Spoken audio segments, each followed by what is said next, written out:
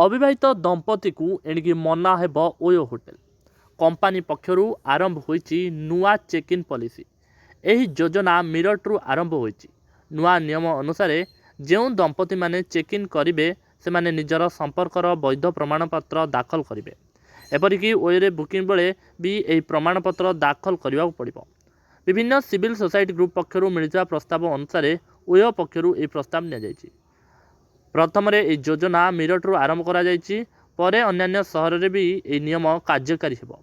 आतिथ्य क्षेत्र में निरापत्ता व्यवस्था और दायित्वबोध स्वरूप यह व्यवस्था करा ओयो नॉर्थ इंडिया मुख्य पवस शर्मा।